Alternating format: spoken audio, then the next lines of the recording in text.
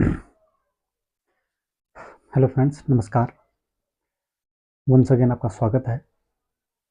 और इस YouTube channel में 10 सीरीज हमने शुरू करी थी। तो उस 10 सीरीज में हमने प्रेजेंट टेंस पढ़ लिया है, हमने पास्ट टेंस भी पढ़ लिया है, और दोनों टेंसों की हमने जो है प्रैक्टिस सेट जो हमने बनाए थे 20-20 क्वेश्चन के, वो अपने सॉल्व करें।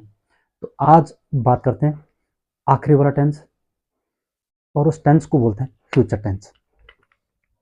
फ्यूचर टेंस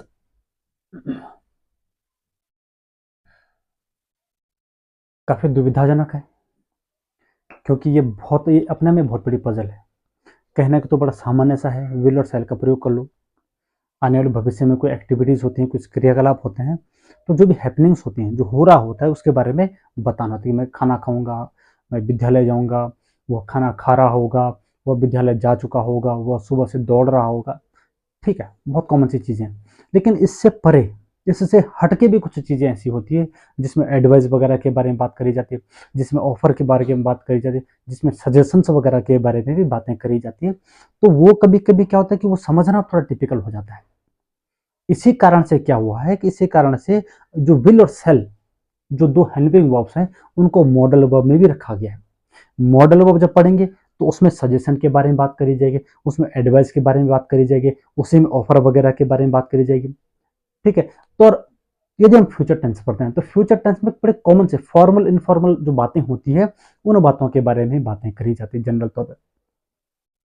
ठीक है। तो जब हम मॉडल वर्ब पढ़ेंगे, या मैं अलग से वीडियो जब बनाऊंगा विल और सेल का, तो उसमें जो सजेशन वगैरह है या जो एडवाइस हैं, जो ऑफर्स वगैरह होते हैं, ठीक उन चीज़ों के बारे में मैं उस समय बातें करूंगा। तो अभी हम खाली फ्यूचर टेंस को पढ़ते हैं। फ्यूचर टेंस का जो बड़ी कॉमन सी बातें हैं जिसके बारे में, तो हम वही चीज़ों को ध्यान में रखते हुए इस चैप्टर को हम आगे बढ़ाते हैं। Future tense, future tense form 4 ही है। वही एक प्रेजेंट, सॉरी,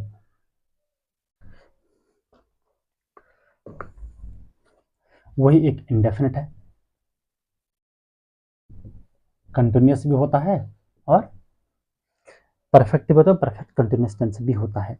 किसका? फ्यूचर टेंस का। तो हम शुरुआत करते हैं इंडेफिनिट टेंस से।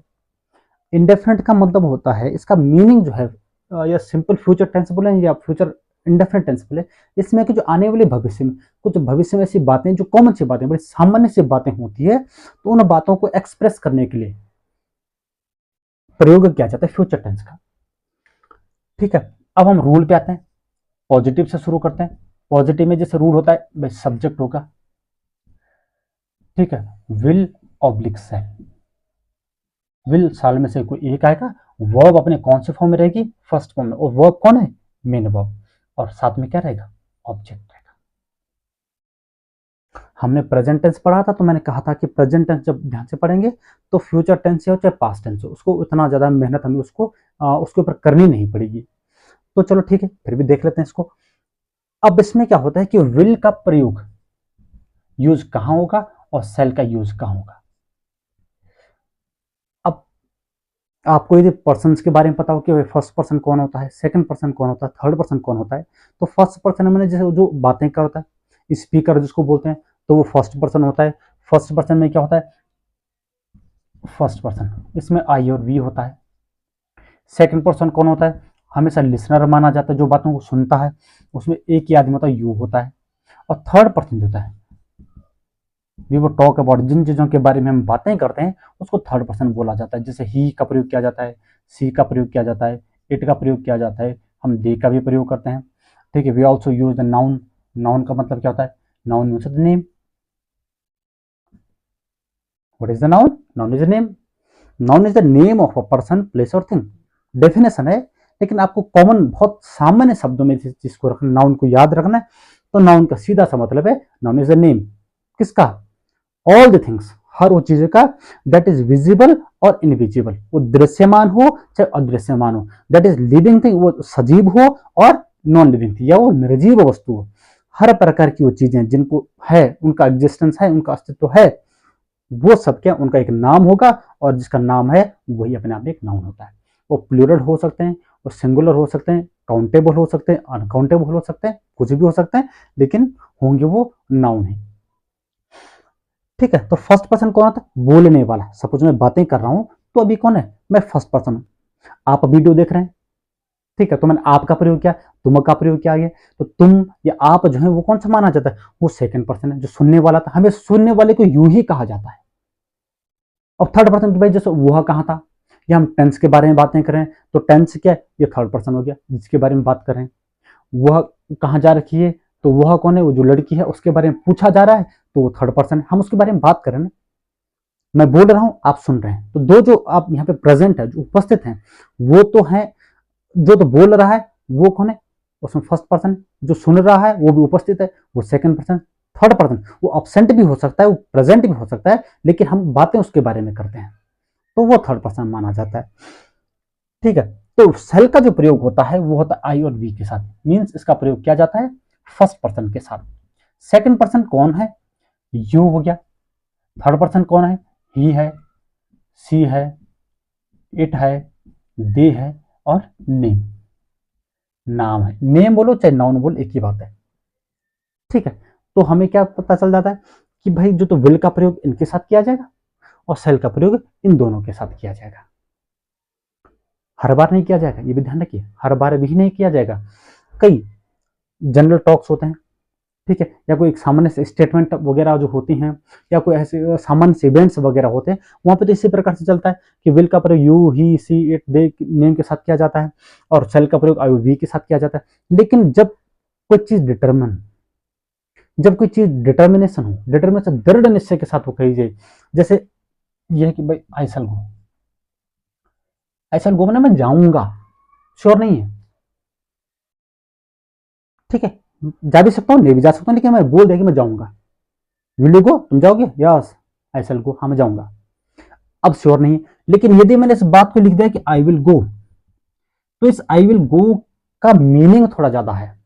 मीनिंग क्या होता है? ये विल जो है ये आई पे प्रेशर बना रहा है, ये थोड़ा निश्चय। आई विल गो मतलब मैं अवश्य जाऊंगा भाई, आई सेल गो मतलब मैं जाऊंगा, जरूरी नहीं मैं जा भी सकता हूं नहीं भी जा सकता हूं, लेकिन आई विल गो, यदि मैंने ये आई विल गो बोल दिया तो इसका मतलब मैं जाऊंगा, कोई रीजन है, उस रीजन के लिए मुझे जाना ही पड़ेगा।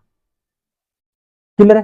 तो जैसे जैसे सेंटेंस आगे बढ़ेगा तो वैसे वैसे ये जो आपकी कंफ्यूजन है ये सब दूर होता रहेगा। तो चलो शुरू करते हैं सेंटेंस बनाना। अब ये कॉमन से सेंटेंस है कुछ, तो इन सेंटेंस के माध्यम से हम सेल और विल को थोड़ा ध्यान से समझेंगे। बस वीडियो में बने रहिए, आपको मैंने पहली बार ये बात बोली है, और ये ध्यान रखिए कि आप वीडियो को यदि पूरा नहीं देखेंगे तो आप इस बात को कभी नहीं समझ पाएंगे। क्यों? क्योंकि कई बार ऐसे होता है कि हम जब वीडियो को स्किप कर जाते हैं तो उसमें बहुत सारी इंपॉर्टेंट चीज़ें ऐसी हो सकती है कि कभी कभी हमसे स्किप हो जाती है, छूट जाती है।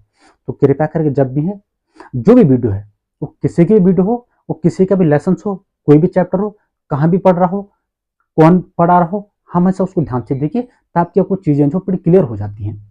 ठीक है, तो देखेंगे तुम इस पाठ को बहुत पसंद करोगे, तो ये क्या होगा?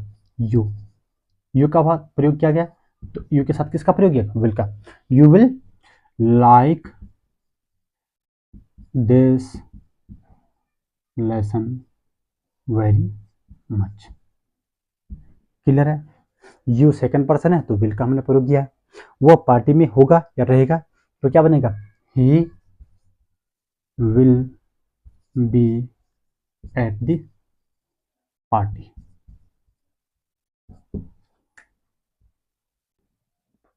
विल बी का प्रयोग किया तो विल बी का मतलब अवश्य रहेगा।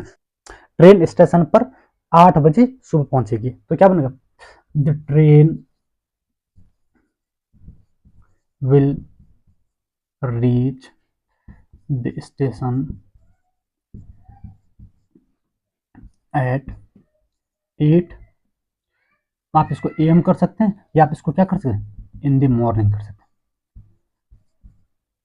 क्योंकि 8 एम का मतलब ये मॉर्निंग ही होता है, और 8 इन द मॉर्निंग का मतलब भी सुबह 8 बजे होगा। ठीक है, अब वह यहाँ कुछ समय बाद होंगे, तो क्या दे विल बी हेयर, वह यहाँ कुछ समय बाद, अ फ्यू मोमेंट्स लेटर। ठीक है, वह यहाँ कुछ समय बाद होंगे। मैं सोमवार को मीटिंग में जाऊंगा। अब देखिए ये बनेगा I will go to the meeting. कब? On Monday. मंडे मीन्स सोमवार को। वो सोमवार को मीटिंग में, सॉरी मैं सोमवार को मीटिंग में जाऊंगा। ठीक है, अब यहाँ पे क्या है, अब आप सोच रहे हैं कि यहाँ पे आपने जो सेल की बात करी है, यहाँ पे विल हो रहा है। अब मीटिंग की बात है तो मीटिंग में ना कुछ ऐसी चीजें जहाँ जरूरी होता है जाना, तो यहाँ जरूरी है जाना, इसलिए यहाँ पे विल का प्रयोग किया। जरूरी नहीं होता तो यहाँ पे सेल लिख देता कि मैं जा भी सकता हूँ नहीं भी जा सकता हूँ। ठीक है, अब मीटिंग में जाना है, सोमवार का दिन निश्चित है, तो यहाँ पे इसलिए यहाँ पे विल का प्रयोग किया गया है। ठीक है, अब यहाँ देखिए छठे नंबर का, हम स्कूल जाएंगे तो क्या बनेगा? We shall go to school. Clear है? मैं बाजार जाऊंगा, I shall go to the market. ये कॉमन है, I shall go to the market में मैं बाजार जाऊंगा, तो जा भी सकता हूँ नहीं भी जा सकता हूँ, ज्यादा जरूरी नहीं है। हम स्कूल जाएंगे, we shall go to school, हम स्कूल जाएंगे, हो सकता है इमरजेंसी पड़ जाए न जा पाए। ठीक है, तो यहाँ पे भी कॉमन सी बात है, सेल का प्रयोग किया जाता है। ठीक है, अब कई जो मॉडर्न इंग्लिश है उसमें सेल का तो गायब हो गया है, हर बार विल का प्रयोग करते हैं। ठीक है, तो आप यहाँ पे विल का प्रयोग भी कर सकते हैं, यहाँ पे I will go to the market ये भी कर सकते हैं। आप जो है विल का प्रयोग, क्योंकि आज जनरली तौर पे देखा गया है, तो हम स्पीकिंग में देखा है चाहे ग्रामर में देखा है, तो यहाँ पे क्या होगी कि सेल का जो प्रयोग है, जो यूज है, वो धीरे धीरे लगभग खत्म हो चुका है। अब लोग क्या कर विल का ही प्रयोग ज्यादा कर रहे हैं। तो ठीक है, आप यहाँ पे विल का प्रयोग करेंगे तो उससे कोई फर्क नहीं पड़ेगा, लेकिन हाँ जब मॉडल वर्ब में आएगा, तो मॉडल वर्ब में जब आपको सेल का जो यूज होगा, वहां पे विल का यूज कभी भी नहीं होगा, ये डेफिनेट है।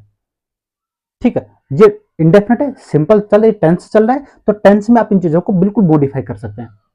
आप विल सेल की जगह विल का प्रयोग कर सकते हैं, लेकिन जब बात मॉडल वर्ब्स की आएगी तो आपको सेल की जगह सेल का प्रयोग करना पड़ेगा और विल की जगह विल का ही प्रयोग करना पड़ेगा।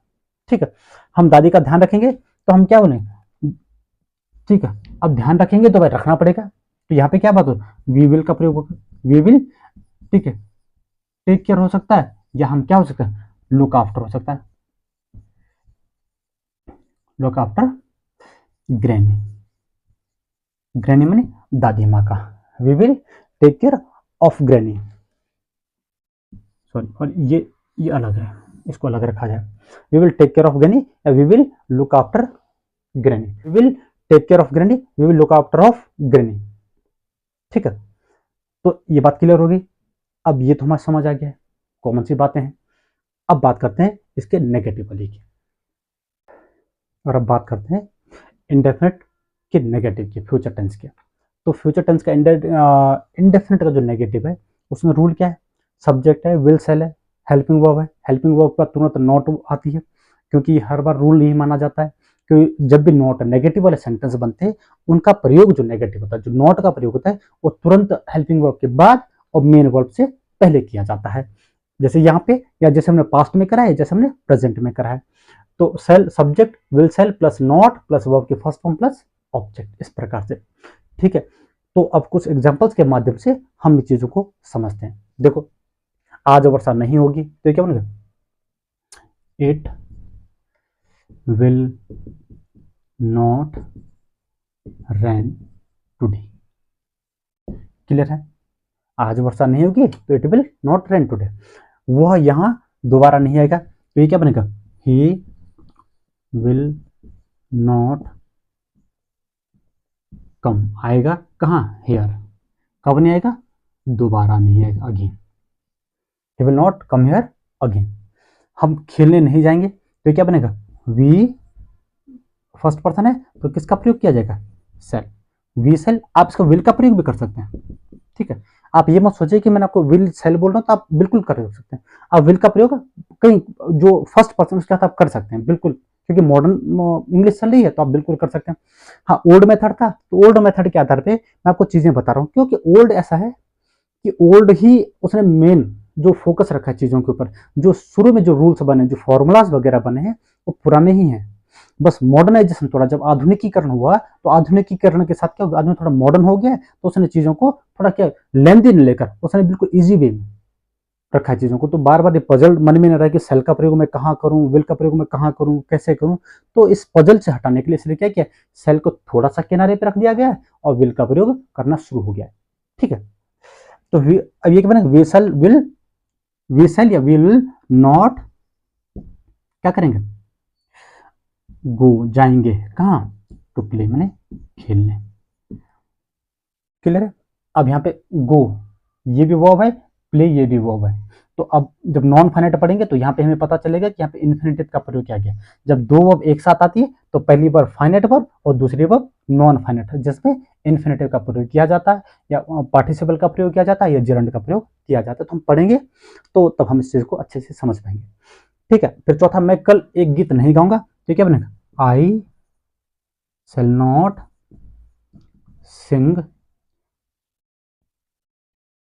सिंग अ सॉन्ग, कब, टुमारो। टुमारो की स्पेलिंग हमेशा ध्यान रखिए, TUMORROW। बहुत बार ये पूछी जाती है और हम इसमें कंफ्यूजन में चले जाते हैं। तो इस प्रकार के जो स्पेलिंग्स वगैरह होते हैं जो थोड़ा कंफ्यूजन होती है तो उसको हमेशा याद रख लिया करो मन में, ताकि वो कभी दोबारा से जो हमारे लिए पजल पैदा ना करे, कोई दुविधा पैदा ना करे। अब फिर देखो पांचों, वह तुम्हें कॉल नहीं करेगी तो क्या बनेगा, वह नहीं करेगी, लड़की है तो क्या होगा, सी विल नॉट कॉल यू। वो तुम्हें कॉल नहीं, सी विल नॉट कॉल यू, वो तुम्हें कॉल नहीं करेगी। छठवां देखते हैं, मैं किताब नहीं खरीदूंगा तो क्या बनेगा, I shall not by book. मैं किताब नहीं खरीदूंगा। फिर सातों, वे पिक्चर नहीं देखेंगे तो क्या बनेगा, they will not watch the movie. अब ये भी दुविधा है कि दे का प्रयोग कहाँ किया जाता है, दे का प्रयोग कहाँ नहीं किया जाता है। तो ये भी जब आर्टिकल आएगा तो मैं इस चीज को समझाऊंगा। दे का प्रयोग पर्टिकुलर मूवी की बात करके हम उस मूवी को देखेंगे नहीं। अब मूवी होता तो मूवी कोई सी हो सकती, दी मूवी का मतलब वही जिसका हमने प्लान बना रखा है। तो हम इस प्रकार से दी का प्रयोग करते हैं कहीं पे किसी चीज को डिटरमाइन कर, निश्चित करने के लिए, बहुत निश्चित है। ठीक है, तो ये नेगेटिव हो गया। अब हम बात करते हैं इंटरोगेटिव की। तो अब हम बात करते हैं फ्यूचर टेंस की, इंडेफिनिट का इंटरोगेटिव और इंटरोगेटिव नेगेटिव दोनों को मैं एक साथ लेके चल रहा हूँ। तो पहले इंटरोगेटिव की बातें करेंगे, उसके बाद इंटरोगेटिव नेगेटिव की बातें करेंगे, क्योंकि सेंटेंस छोटे छोटे हैं और व्हाइट बोर्ड में जगह भी है तो हम इसको एक साथ सॉल्व करते हैं। ठीक है, तो बात करते हैं इंटरोगेटिव के। तो इंटरोगेटिव का जो रूल होगा, बस सामान्य से रूल है, सब्जेक्ट से के बाद जो हेल्पिंग वर्ब लगती थी विल और सेल, वो सब्जेक्ट से पहले लग जाएगी। विल और shall plus subject plus verb कौन से फॉर्म में, फर्स्ट वन और ऑब्जेक्ट, सामान्य से रूल है। ठीक है, अब हम बात करते हैं कुछ एग्जांपल्स के माध्यम से। क्या मैं की बात करी गई है तो यहाँ पे किसका प्रयोग किया जाएगा, सेल का। हम इसमें विल का भी प्रयोग कर सकते हैं, इस बात को मैं कई बार बता रहा हूं आप लोगों को कि मॉडर्न इंग्लिश है तो मॉडर्न इंग्लिश में आप इस चीज पे बिल्कुल भी मत जाइए कि विल का प्रयोग कहां होगा, सेल का प्रयोग कहां होगा, क्योंकि टेंस चल रहा है तो first person, second person, third person, I we you he she it they, सबके साथ आप किसका प्रयोग कर सकते हैं, आप विल का प्रयोग कर सकते हैं। ठीक है, तो क्या ये बनेगा सेल आई।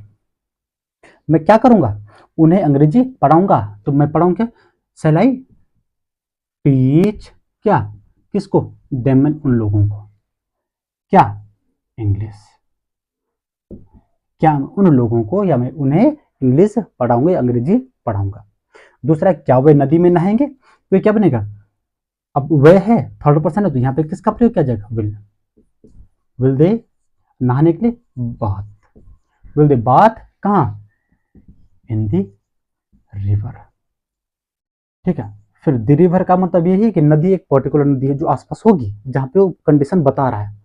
अब ऐसा थोड़ी नहीं कि भाई मैं यहाँ पे हूँ और मैं जाके जो दामोदर नदी जो पश्चिम बंगाल में तो वहां जाके नहाऊंगा, अब जो मेरे आसपास की नदी होगी तो नहाऊंगा वहीं।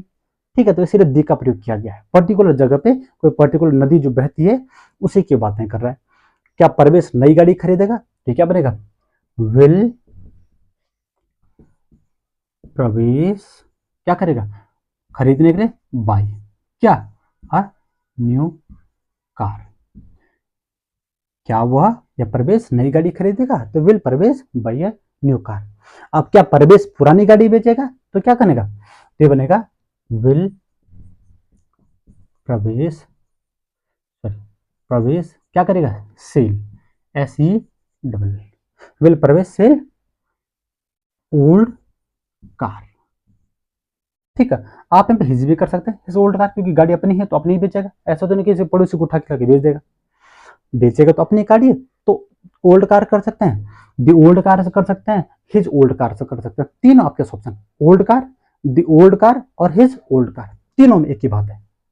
ठीक है, फिर क्या आप आम खाओगे, तो क्या बनेगा, विल यू ईट मैंगो, क्या तुम आम खाओगे। अब सेल यू ईट मैंगो भी हो सकता है, जब सुझाव की बातें करें, जब कुछ प्रपोजल दिया गया, प्रस्ताव है कि भाई आप एक ऑफर आपके लिए कि आप आम खाओगे, तो ये सेल यू ईट मैंगो भी हो सकता है। ठीक है, लेकिन हम पे टेंस पढ़ रहे तो मैं टेंस पे जाऊंगा, अभी मैं एडवाइस लेकर या मैं सामान्य जो ऑफर वगैरह होंगे या जो अन्य प्रकार की जो चीजें होंगी उसको अभी मैं बात नहीं करूंगा, मैं भी बात करूंगा सिर्फ टेंस की, क्योंकि वो जो इंपॉर्टेंट चीज है, जो सबसे इंपॉर्टेंट है, जो हर बार पूछी जाती है, उन चीजों को मैं एक अलग वीडियो में आप लोगों को समझाऊंगा। ठीक है, तो ये तो हो गया है इंटरोगेटिव किसका, फ्यूचर टेंस के इंडेफिनिट का। अब बात करते हैं इंटरोगेटिव नेगेटिव की। इंटरोगेटिव नेगेटिव का रूल क्या है, वही रूल है, हेल्पिंग वर्ब पहले, फिर सब्जेक्ट, फिर नॉट, या हेल्पिंग वर्ब के साथ नॉट एक साथ लगा दो, will oblique shall plus subject plus not plus verb के फर्स्ट फॉर्म प्लस ऑब्जेक्ट, जैसा कि रूल लिखा हुआ है। या दूसरा क्या हो सकता है, आप विल के साथ वांट कर सकते हैं, सेल को सांट करते हैं, won't oblique shan't plus subject plus verb के first form plus object. Clear है, समझते हैं कुछ एग्जांपल्स के माध्यम से। क्या नौकर बाजार से सब्जियां नहीं खरीदेगा, तो क्या बनेगा, अब नौकर है तो आप इसको क्या, हम इसको नीचे वाले से वांट द सर्वेंट, नौकर है क्या नहीं करेगा, खरीदेगा, बाई क्या, वेजिटेबल्स, वेजिटेबल्स कहां से, फ्रॉम द मार्केट, मार्केट से। क्या नौकर बाजार से सब्जियां नहीं खरीदेगा, सॉरी वेजिटेबल्स होता है, वेजिटेबल्स। ठीक है, want the servant by vegetables from the market.